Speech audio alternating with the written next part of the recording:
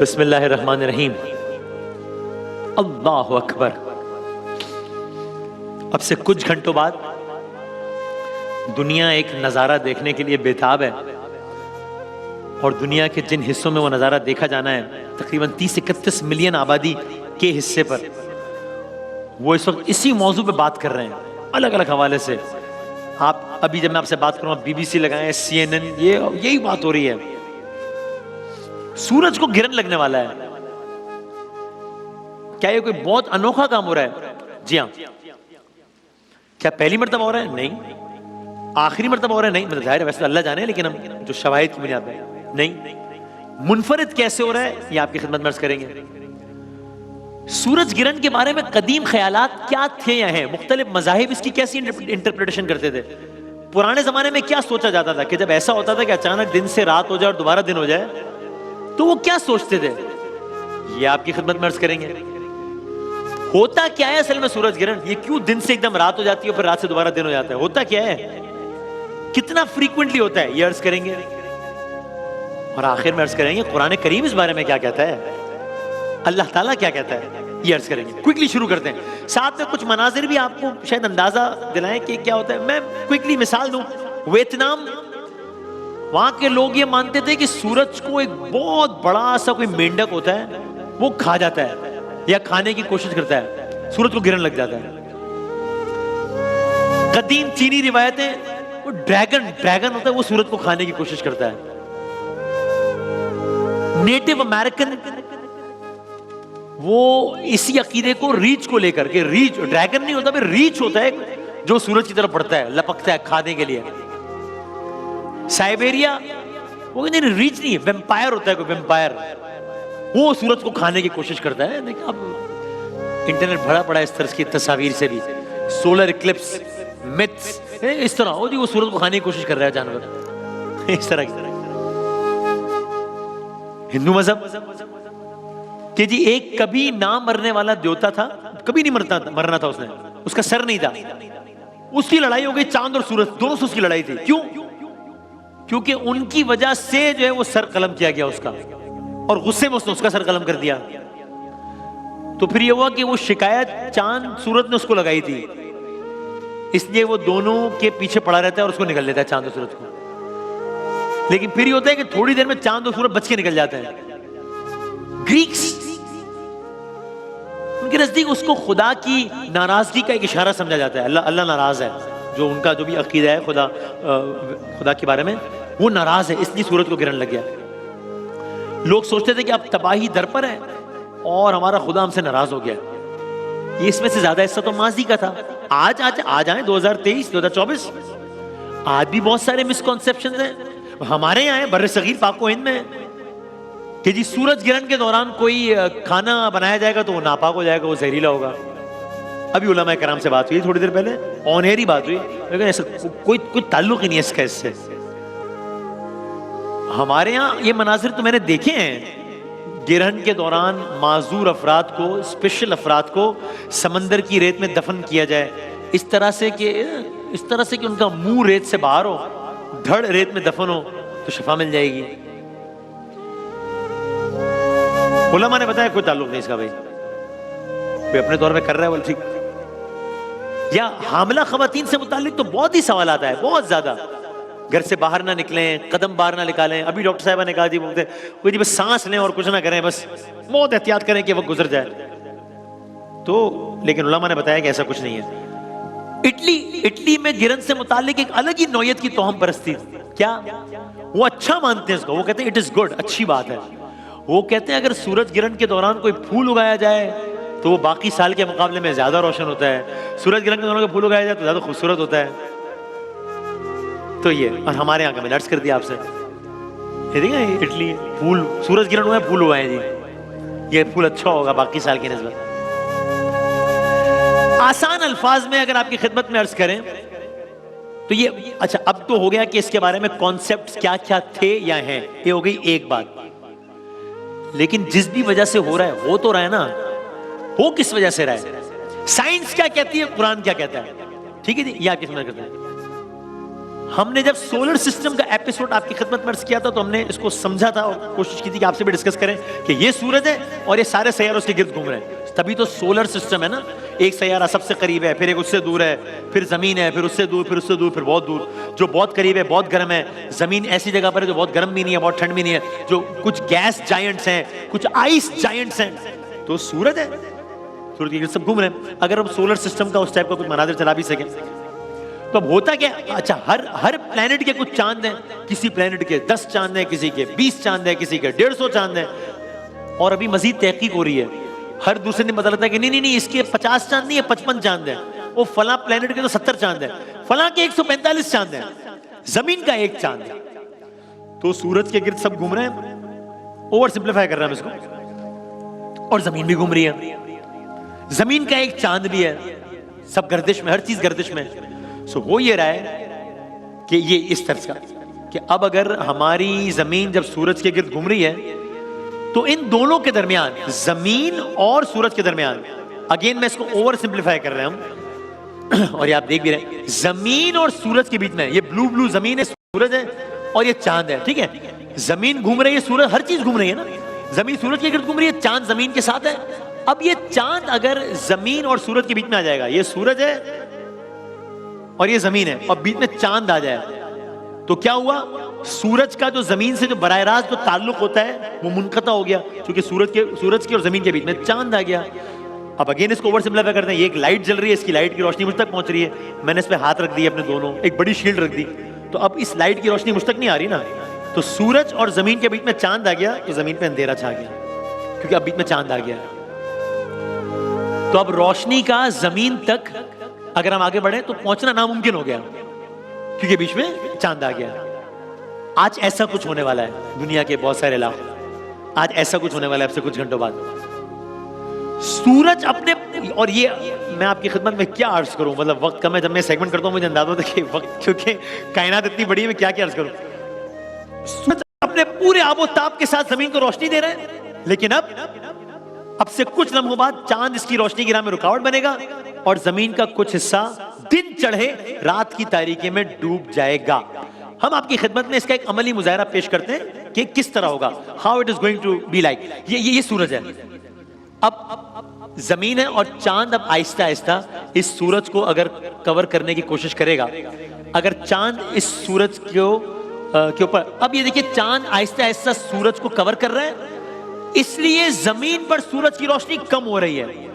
जू चांद ज्यादा कवर कर रहे हैं, जमीन पे सूरज की रोशनी और कवर कर रही है और कम हो रही है। 50% चांद ने सूरज को घेर लिया है, जमीन पे रोशनी 50% कम हो गई। 60%, 70%, अब चांद का सिर्फ कुछ हिस्सा, अब सूरज का कुछ हिस्सा नजर आ रहा है। मजीद चांद ने सूरज को घेर लिया, सूरज मजीद कम हो गया, रोशनी मजीद कम हो गई। चांद ने मुकम्मल तौर पर जमीन को घेर लिया, जमीन में अंधेरा छा गया,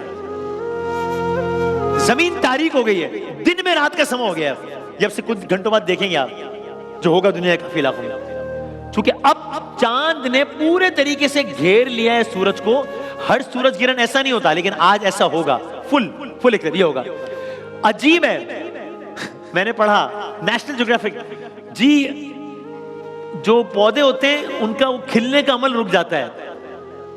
कुछ जगहों पर आया, परिंदे अपने घरों को वापस जाना शुरू कर देते हैं, उनको लगता है रात हो गई है। और इंसान चूंकि अब साइंस और इसकी वजह से बहुत कुछ जान गया है, तो उसको समझ आ रहा होता है कि क्या, अब तो आजकल तो एग्जैक्ट कैलकुलेशन है। आज जमीन पर ज्यादा से ज्यादा एक मकाम पे तकरीबन 4 मिनट तक ये मंजर होगा, जब बिल्कुल सूरज निकला होगा, बिल्कुल अंधेरा छा जाएगा। 4 मिनट गुजर जाएंगे, अब चांद रफ्ता रफ्ता आहिस्ता आगे बढ़ना शुरू होगा। चांद के आगे बढ़ते बढ़ते जमीन पे रोशनी बहाल होना शुरू होगी। चांद मजीद आगे बढ़ा और जमीन की रोशनी मजीद बहाल हो रही है, क्योंकि जू सूरज दिख रहा है तू जमीन मजीद रोशन हो रही है, यहां तक कि अब चांद जा रहा है। अब ये जमीन का ज्यादातर हिस्सा रोशन हो गया है, यहां तक कि अब चांद किसी भी लम्हे मुकम्मल तौर पे चला जाएगा। जमीन की रोशनी बहाल, सूरज दोबारा से फाल तो हमेशा था लेकिन छुप गया था, और अब ये गया पीछे, यहां तक कि अब चांद ने सूरज को छोड़ दिया। ये जमीन है, ये चांद है, ये सूरज है, चांद ने सूरज को छोड़ दिया मुकम्मल तौर पे। That was it. जमीन पे रोशनी मुकम्मल तौर पे बहाल हो गई, this is back to usual, वापस हो गई रोशनी। ये होगा, ये होता है। कमाल नहीं है कायनात, मतलब कमाल नहीं है कि कैसे सारा सिस्टम चल रहा है। मतलब ये कोई वीडियो गेम का मंजर थोड़ी जो मैं आपको दिखा रहा हूं, ये कोई घर पे बैठ के किसी ने गेम थोड़ी की है, ये कायनात चल रही है इस तरह भाई। और आज से 1400 साल पहले कि हम कुरान की आयत पढ़े तो इस तरह की चीजें हो सकता है उस वक्त लोग मजाक उड़ाते हो कि क्या बात कर रहे हो भाई, तो साइंस बता रही है। आज आपको मालूम है नासा तैयार है, वो काफी रॉकेट्स भेजेगा खला में, क्योंकि उनको लगता है कि आज जब ये, और ये अच्छी बात है, और कि आज जब ये सूरज ये होगा सूरज गिरहण, तो हमें बहुत सारा कुछ सूरज के बारे में मजीद जानने का मौका मिल जाएगा। और आपको याद है ना सूरज जी कितना बड़ा है, और आपको याद है ना सूरज कितना गर्म है। सूरज का जो आउटर लेयर है वो 5,500 डिग्री सेंटीग्रेड है, और सूरज का जो कोर है पता नहीं अभी 1 करोड़ होता है 1.5, मैं तो भूल ही जाता हूं हमेशा, वो कितने डिग्री सेंटीग्रेड है, 15 लिखे 15, फिर 1 0, दूसरा 0, तीसरा 0, चौथा 0, पांचवा 0, छठा 0, 15 के आगे 6 0 लगाए डिग्री सेंटीग्रेड, पता नहीं कितना हुआ है, मेरा हिसाब कमजोर, इतना गर्म है सूरज। एक सवाल बनता है यहां पे, मासूमाना सवाल, कि भाई सूरज बड़ा है या चांद बड़ा है? सूरज बड़ा है, सूरज तो जमीन से भी बड़ा है, चांद जमीन से छोटा है, सूरज के अंदर 13 लाख जमीन आ जाती है, इतना बड़ा है।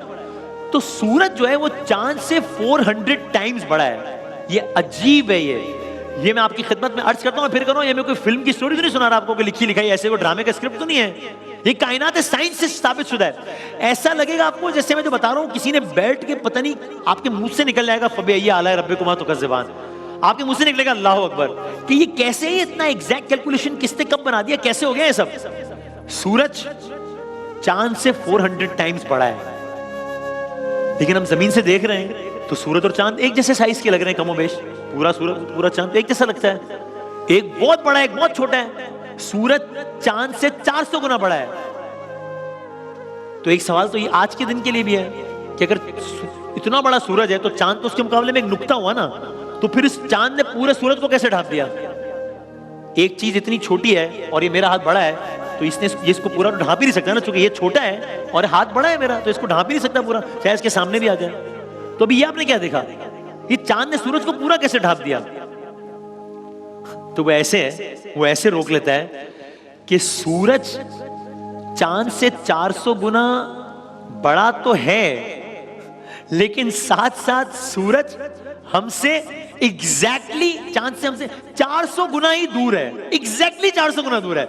400 गुना बड़ा है सूरज, लेकिन 400 गुना दूर है, और चांद ये, तो इस वजह से हमें जमीन से दोनों का साइज एक जैसा लगता है। इस वजह से जब वो चांद सूरज के सामने से इस तरह गुजरता है जैसे आज होगा, तो पूरा उसको घेर लेता है। कि मसलन अब ये चीजें ये बहुत बड़ी भी अगर, तो यहां से तो मुझे, लेकिन अब अगर दूसरी चीज है जो इससे बहुत छोटी है, मेरा हाथ इस फानूस के मुकाबले में छोटा है मेरा हाथ, लेकिन अगर ये हाथ इतना करीब आ जाए ये, तो अब तो मुझे बस इस हाथ ने पूरे फानूस को छुपा लिया है, हालांकि फानूस बड़ा है, मेरा हाथ तो छोटा है। तो ये अजीब है कि ये किसने, ये ज्योमेट्री किसने डिजाइन की है, ये सब किसने कब किया है, ये सब किसने कब किया है? सूरह अंबिया की आयत का तर्जुमा है, अल्लाह ही है जिसने रात बनाई, अल्लाह ही है जिसने दिन बनाया, अल्लाह ही है जिसने सूरज को पैदा किया, अल्लाह ही है जिसने चांद को पैदा किया, सब एक फलक में तैर रहे हैं। यानी अगर वो सोलर सिस्टम का मंजर मैं आपको दिखाता और मैं आपको आयत पढ़ के सुनाता, तो आपको लगता कि ये मंजर किसी ने देखा है और साथ में आयत लिख दी है कि देखो ये सब एक फलक में तैर रहे हैं। No, it's the other way round. आयत पहले आई है, डिस्कवर बाद में हुआ है। आयत 14 साल पहले की है, डिस्कवर आज हुआ है। ये किसी ने देख के मंजर लिख नहीं दिया, मंजर बता गए मोहम्मद मुस्तफा सल्लल्लाहु अलैहि वसल्लम 1400 साल पहले, पता आज चला है हमें। तो ये मोजिजा नहीं है तो फिर ये क्या है? ये किताब वक्त खत्म हो गया है। बस आप आखिर में एक आयत सुनिए, मैं उसका तर्जुमा पेश करता हूं और खत्म करते हैं। सुनाइएगा, आयत दिखाइएगा।